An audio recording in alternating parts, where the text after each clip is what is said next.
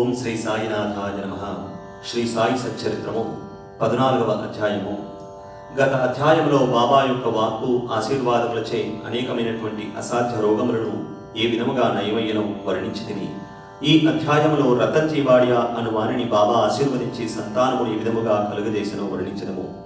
ఈ యోగేశ్వరుడి జీవితం లోపల వెలుపల కూడా సహజముగా అత్యంత మధురముగా ఉండును. వారు నడిచినా, భుజించినా, మాట్లాడినా, ఏ పని చేసినా అన్నీ మధురముగా ఉండును. వారి జీవితము మూర్తీభవించినటువంటి ఆనందము. శ్రీ సాయి తమ భక్తులు జ్ఞప్తి ఎందుంచుకొను నిమిత్తము వాటిని చెప్పి ఉండిరి. భక్తులు చేయవలసిన పనులు అనేక కథల రూపములుగా బోధించిరి. క్రమముగా అవి అసలైన మతమునకు మార్గమును చూపును. ప్రపంచంలోని జనులందరూ హాయిగా ఉండవలనని బాబా ఉద్దేశము. కానీ వారు జాగ్రత్తగా ఉండి జీవితాశయము అనగా ఆత్మ సాక్షాత్కారము సంపాదించవలనని వారి ఉద్దేశము. గత జన్మల పుణ్యము కొలది మనకు మానవ జన్మ లభించినది. కాబట్టి దాని సహాయముతో భక్తిని అవలంబించి దానివల్ల జన్మరాహిత్యమును పొందవలను. కనుక మనం ఎప్పుడునూ బద్దకించరాదు. ఎల్లప్పుడూ జాగ్రత్తగా ఉండి జీవితాశయమును, దాని ముఖ్యోద్దేశమునైనటువంటి మోక్షమును సంపాదించవలను. ప్రతి నిత్యము సాయి లీలలు వినినచో నీవు శ్రీ సాయిని చూడగలవు. నీ మనస్సును వారిని రాత్రింపవల్లు జ్ఞప్తి అందించుకును. ఈ ప్రకారముగా శ్రీ సాయిని అవగాహన చేసుకున్నచో నీ మనస్సులోని చాంచల్యమంతయు పోవును. ఇటులా కొనసాగిన ఎడల తుదకు శుద్ధ చైతన్యమునందు కలిసిపోదువు. ఇక ఈ అధ్యాయపు ముఖ్య కథను ప్రారంభించదము. నైజాం ఇలాకాలోని నాందేడులో పార్సీ వర్తకుడొకడు ఉండెను. అతని పేరు రతన్జీ షాపూర్జీ వాడియా. అతడు చాలా ధనమును ఆర్జించను. పొలములు, తోటలు సంపాదించను. పశువులు, బండ్లు, గుర్రములు మొదలగు ఐశ్వర్యముతో తులతూగుచుండెను. బయటకు చూచుటకు చాలా సంతుష్టిగాను సంతోషముతో కనిపించేవాడు. కానీ లోపల మాత్రము వాస్తవముగా అట్లు ఉండేవాడు కాడు. ఈ లోకమునందు పూర్తి సుఖముగా ఉన్నవారొక్కరూ లేరు. ధనికుడకు రతన్జీ కూడా ఏదో చింతతో ఉండెను. అతడు ఔదార్యము గలవాడు, దాన ధర్మములు చేయువాడు, బీదలకు అన్నదానము, వస్త్రదానము చేయుచుండేవాడు. అందరికన్నీ విధముల సహాయము చేయుచుండేవాడు. చూసిన వారందరూ అతడు మంచివాడు, సంతోషంగా ఉన్నాడని అనుకునేది. కానీ రతన్జీ వాడియా చాలా కాలం వరకు సంతానము లేకపోవుట చేత నిరుత్సాహి ఉండెను. భక్తి లేని హరికథ వలె, వరుసలేని సంగీతము వలె, జన్మము లేని బ్రాహ్మణుని వలె, ప్రపంచ జ్ఞానము లేని శాస్త్రవేత్త వలె, పశ్చాత్తాపము లేని యాత్ర వలె, కంఠాభరణము లేని అలంకారము వలె రతన్జీ జీవితము పుత్ర సంతానము లేక నిష్ప్రయోజనముగా తోచుచుండెను. కళావిహీనముగా ఉండెను. రతన్జీ ఎల్లప్పుడూ ఈ విషయమును గురించి చింతించుచుండెను. రతన్జీ తనలో తాను ఇట్లనుకొనెను, భగవంతుడు ఎన్నడైనా సంతుష్టి చెంది నాకు పుత్ర సంతానము కలుగజేయడా అని మనస్సునందరి ఈ చింతతో అతడు ఆహారమందు రుచి కోల్పోయెను. రాత్రింపవల్లు తనకు పుత్ర సంతానము కలుగునా లేదా అను ఆతురతతో ఉండేవాడు. దాసగను మహారాజునందు గొప్ప గౌరవము కలిగి ఉండేవాడు. ఒకనాడు దాసగను మహారాజును కలిసి ఆయనతో తన మనస్సులోని కోరికను చెప్పెను. దాసగను అతనిని షిరిడీకి వెళ్ళమని సలహా ఇచ్చెను. బాబాను దర్శించుకుమనెను.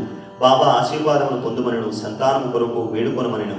రతన్జీ దీనికి సమ్మతించి షిరిడీ వెళ్ళుటకు నిశ్చయించి కొన్ని దినముల తర్వాత షిరిడీ చేరుకొనెను. బాబా దర్శనము చేసెను. బాబా పాదముల మీద పడెను. ఒక బుట్టలో చక్కని పూలమాలను తెచ్చి దానిని బాబా మెడలో వేసి ఒక గంపతో మామిడి పండ్లను బాబాకు సమర్పించెను. మిక్కిలి వినయ విధేయతలతో బాబా దగ్గర కూర్చుండి ఇట్లు ప్రార్థించెను. కష్టదశములలో ఉన్న వారందరికీ నీ దర్శనమునకు రాగానే వారిని వెంటనే రక్షించి కాపాడెదవు.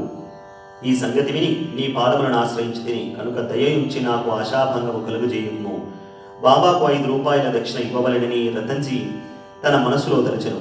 బాబా అతనిని 5 రూపాయల దక్షిణ కోరి అతడు ఆ పైకము ఇచ్చినంతలో తనకు 3.14 రూపాయలు ఇంతకు పూర్వమే ముట్టి ఉండినని, కావున మిగిలిన 1.20 మాత్రమే ఇమ్మనెను. ఇది విని రతన్జీ మిక్కిలి ఆశ్చర్యపడెను. బాబా ఆడిన మాటలను రతన్జీ గ్రహించుకొనలేకపోయెను. కానీ బాబా పాదముల వద్ద కూర్చుండి మిగతా దక్షిణ ఇచ్చెను. తాను వచ్చిన పని అంతయు బాబాకు విన్నవించి తనకు పుత్ర సంతానము కలుగ చేయమని వేడుకొనెను. బాబా మనస్సు కరిగెను. దిగులు పడకు, నీ కీడు రోజులు ముగిసినవి. అల్లా నీ మనస్సులోని కోరికను తప్పక నెరవేర్చునని చెప్పెను. బాబా వద్ద సెలవు తీసుకుని రతన్జీ నాందేడుకు తిరిగి వచ్చెను. దాసగనుకు షిరిడీలో జరిగిన వృత్తాంతమంతయు తెలిపి ఉండెను.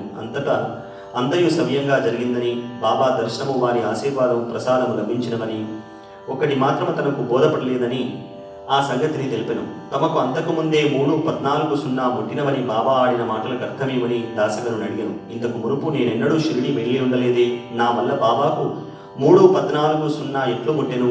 అది దాసగనుకు కూడా ఒక చిక్కు సమస్యగా తోచెను. దానిని గురించి కొంతసేపు ఆలోచించెను. కొంతకాలమైన పిమ్మట అతనికే దాని వివరము అంతయు అర్థమయ్యను. మౌలానా సాహెబు అను మహాత్ముణ్ణి రతన్జీ అంతకు ముందు సత్కరించిన విషయము జ్ఞాపకం వచ్చెను. నాందేడులో మౌలానా సాహెబ్ గురించి తెలియని వారు లేరు. వారు నెమ్మదైన యోగి. రతన్జీ షిరిడీకి పోవ నిశ్చయించగానే ఈ మౌలానా సాహెబ్ రతన్జీ ఇంటికి వచ్చెను. ఆనాటి ఖర్చు సరిగ్గా 3:14 చేత అందరూ ఆశ్చర్యపడిరి. అందరికీ బాబా సర్వజ్ఞుడని స్పష్టమైనది. వారు షిరిడీలో ఉన్నప్పటికీ దూరములో ఏమి జరుగుచుండెనో వారికి తెలియచుండెను. లేనిచో మౌలానా సాహెబుకి ఇచ్చిన 3:14 సంగతి బాబాకి విధముగా తెలియగలదు. వారు ఇద్దరూ ఒక్కటే అని గ్రహించిరి. దాసగను చెప్పిన సమాధానములకు రతన్జీ సంతృష్టి చెందెను. అతనికి బాబా యందు స్థిరమైన నమ్మకము ఏర్పడెను. భక్తి హెచ్చించెను. కొద్ది కాలం పిమ్మట అతనికి పుత్ర సంతానము కలిగెను. రతన్జీ దంపతులు ఆనందమునానికి మితి లేకుండెను. కొన్నాళ్లకు వారికి 12 సంతానము కలిగిరి. కానీ 4 మాత్రము బ్రతికి ఉండిరి.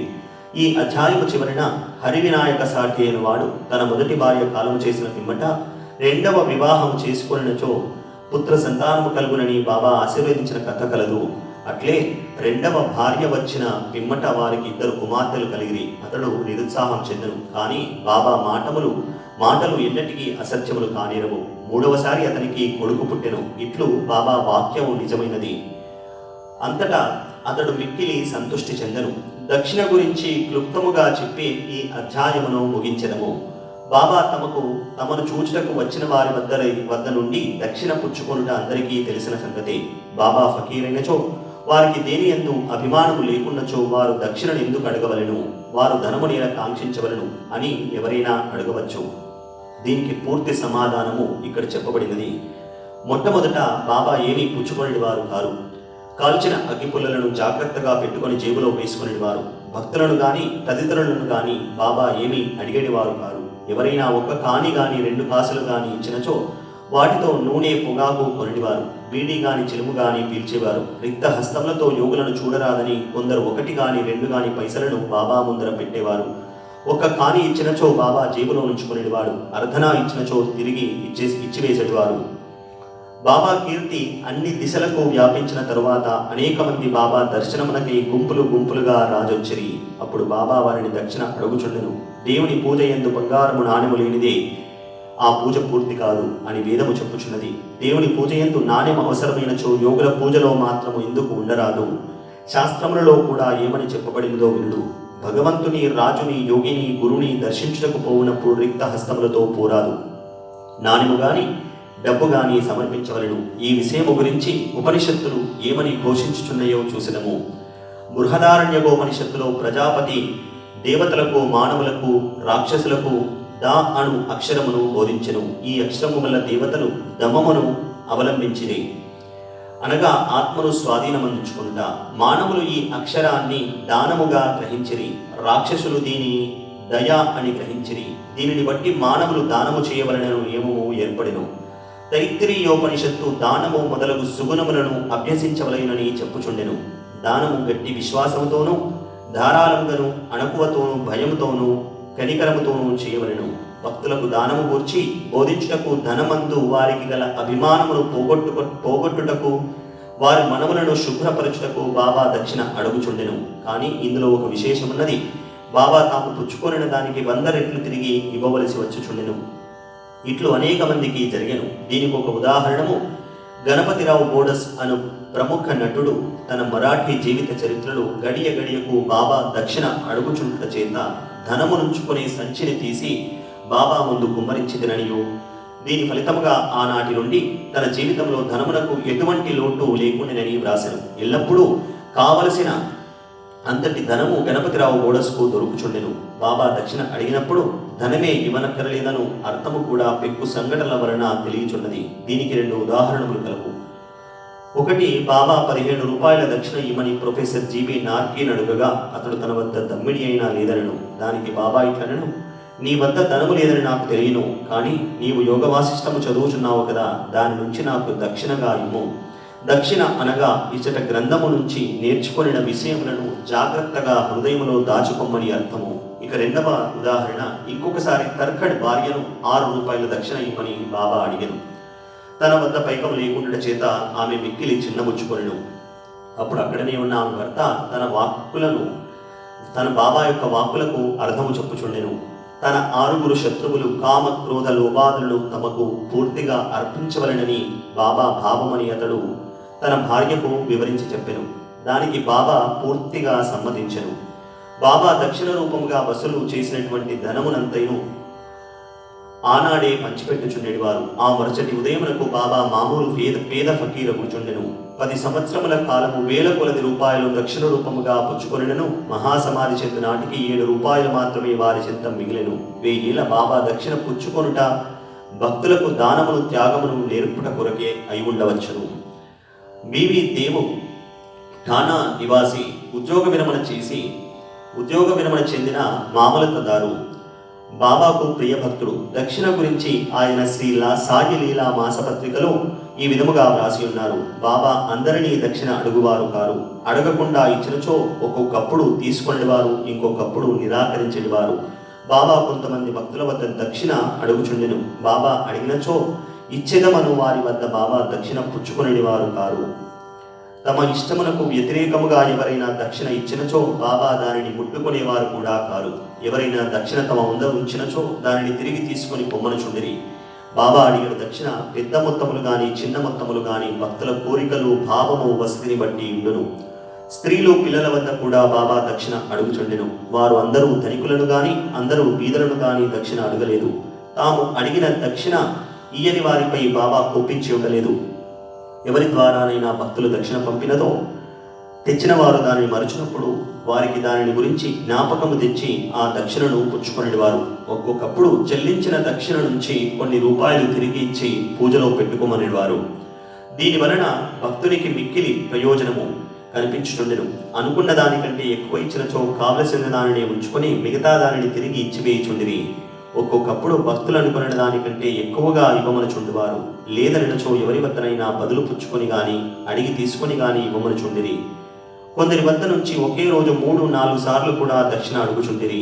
దక్షిణ రూపంగా వసూలైన పైకమును బాబా కొంచెం మాత్రము చిలుమునకు తుని ఖర్చు కొరకు పెట్టుచుండిరి. మిగతా దానిని అంతయు బీదలకు దానము చేయుచుండిరి. 50 రూపాయలు మొదలుకొని 1 రూపాయి వరకును ఒక్కొక్కరికి నిత్యము దానము చేయుచుండువారు. షిరిడి సంస్థానములో ఉన్న విలువైన వస్తువులన్నీ రాధాకృష్ణమాయి సలహాచే భక్తులు తెచ్చి ఇచ్చిరి.